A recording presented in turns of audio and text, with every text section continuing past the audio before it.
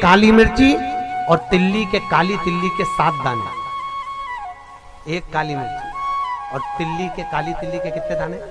7 दाने हथेली में रखकर अपनी कामना कर कर मन से अपने मन के बात को कहकर शंकर भगवान के शिवलिंग पर चढ़ा दीजिए। आपकी मनोकामना, कहते हैं हर महीने शिवरात्रि आती है, इस शिवरात्रि पर, मुख्य शिवरात्रि पर चढ़ाओगे, अगले महीने की जब शिवरात्रि आएगी तो आपकी मनोकामना पूरी हो जाएगी। एक काली मिर्ची और 7 काली तिल्ली के दाने, मात्र 7।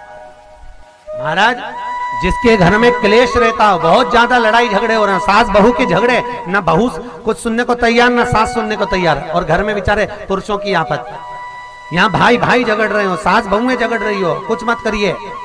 गेहूं की बाली को तोड़ो, गेहूं की बाली जानते हो ना, जिसमें आप लोग तो गेहूं की बाली को तोड़ना है, और बाली 7 बाली तोड़कर अपने घर में घुमाकर अपने घर का नाम और गोत्र बोलकर उसको शंकर को समर्पित कर दीजिए। जिंदगी में कभी सास बहू का झगड़ा नहीं होगा महाराज। शिवरात्रि के दिन उसको समर्पित करिए, आपके घर में कभी क्लेश नहीं मच सकता। 12 महीने शिवरात्रि आती है, और शिवरात्रि के दिन रात्रि को 12 बजे शंकर भगवान पर एक धतूरा चढ़ा दो। क्या चढ़ाना है?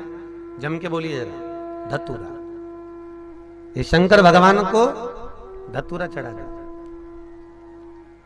12 बजे रात्रि को शिव जी पे धतूरा चढ़ाओ, आधे घंटे तक धतूरा चढ़े रहने दो, और आप श्री शिवाय नमस्तुभ्यम का जाप करो। जिस शंकर जी पे धतूरा चढ़ाए उस मंदिर के बाहर बैठकर कौन सा मंत्र जपना है? श्री शिवाय नमस्तुभ्यम।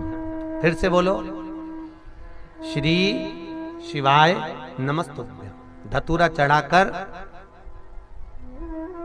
श्री शिवाय नमस्तुभ्यम का स्मरण करिए।